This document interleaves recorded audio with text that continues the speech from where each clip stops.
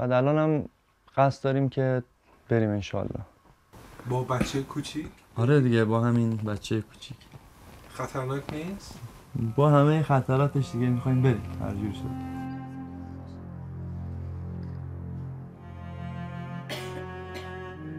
Hun koffers hebben ze nu voor de derde keer gepakt. Ali en zijn vrouw Simin zitten te wachten op het telefoontje van de mensensmokkelaar. Met hun kinderen willen ze naar Europa. 2 دفعه قبلی یه دفعهش از مرز ترکیه برگشتیم، یعنی بعد دیپورت شدیم و بار اولش هم از ایران برگشتیم. Ali en Simin zijn niet de enigen die het land willen verlaten. Afghanen zijn de constante dreiging van de terroristische aanslagen zat. اینطوری شما خبر ندارین که افغانستان ما هر لحظه ما اعتماد نداریم. برای ما اعتماد نیست که کجا امنیت هیچ. از صبح که از خانه میبریم خداحافظی میکنیم که شب آیا ما بیاییم یا نه. خراب شده رفتار مثلا سابق که بود در داخل شهر کابل سرگاه یک انتحاری یک دیگه خو نبود. حال داشتن نه کورس میمونه نه مثلا ماجد میمونه. میخوایم یا ترکیه یا بخیر آلمان. مثلا خودم اگه بخوام برم سویدن، کانادا، استرالیا، کشور بریتانیا. ولی خب راه خیلی خطرناک هست، دریا هست، خطر جان هست. با این وضع حاضر مهاجرت کنید؟ ولی اینجام که خطر جان هست. نمیفهمی که چه وقت انفجار میشه ولی زیر پای انفجار میشه.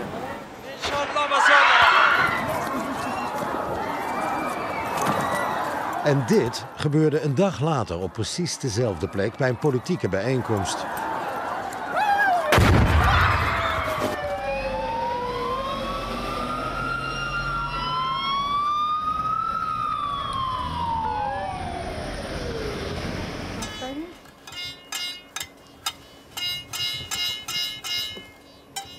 دلپور نمیتونم که بچه‌هایم بذارم خانه یا که خودم با خودم ببرمشان کودکستان اونجا بذارم. اینا خدای نکرد حتی همین تصوراتم میکنم که من اگر برم بشینم سر کار، خدای نکرد یک دفعه یا داعشی یا طالبی حمله بکنه، من چطور بچه‌هایم محفوظ نگه دارم؟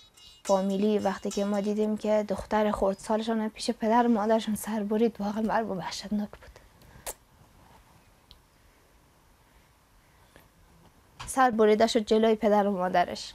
اول تبسم جلوی پدر و مادرش سر بریدن، بعد مادرش جلوی پدر سر برید، بعد از او آخر پدرش سر بریدن.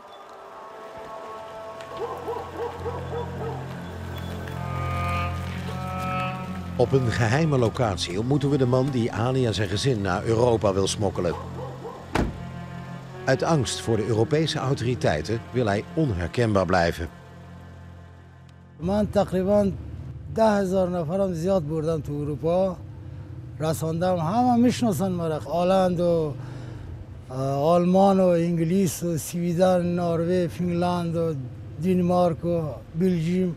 الان خرج رسوندن یک نفر از کابل به هلند و آمستردام چقدر است؟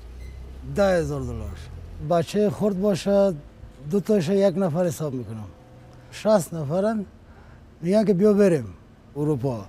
ما تو راه برای جا داریم، خوابگاه داریم. هر کشور اروپایی بخوای من آشنا دارم. قاچاقبر دارم.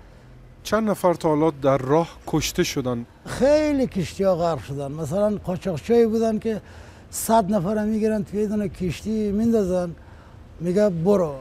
100 نفر یکی اون قایق پلاستیکی اون موج دریا میزنه میترکه، همش میره زیر. چند نفر رو دیدین بمیرن در سفر؟ والا در سفر خیلی دیدم. چقدرش تقصیر شما بود؟ تقصیر من والا هیچ نبود.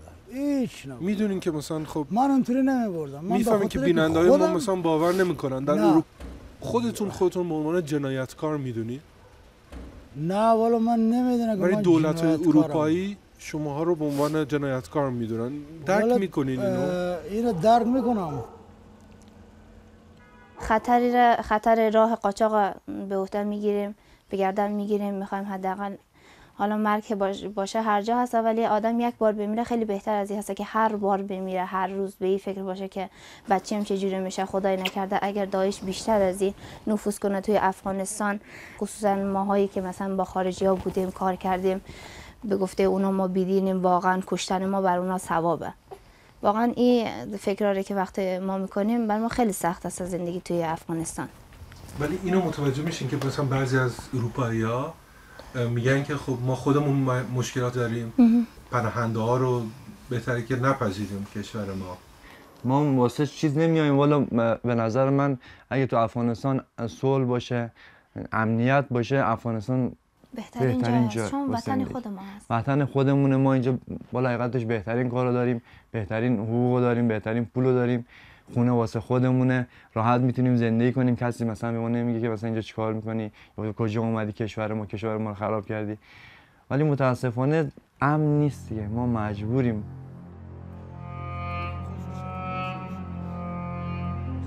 Onderweg naar Europa is deze mensensmokkelaar vaak tegen de lamp gelopen.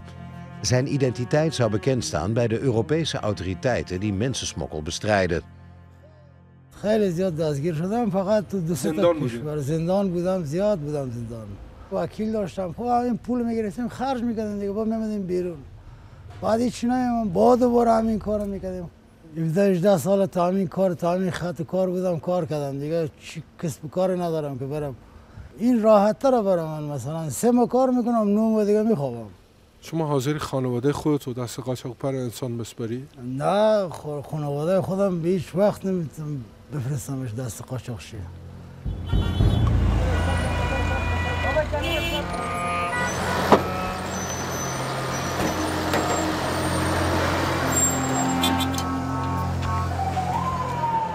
Na 2 mislukte pogingen om Europa te bereiken zijn Ali en Simin goed op de hoogte van de risico's onderweg. Maar dat houdt ze niet tegen. Voor advies gaan ze langs bij een organisatie die Afghaanse migranten helpt.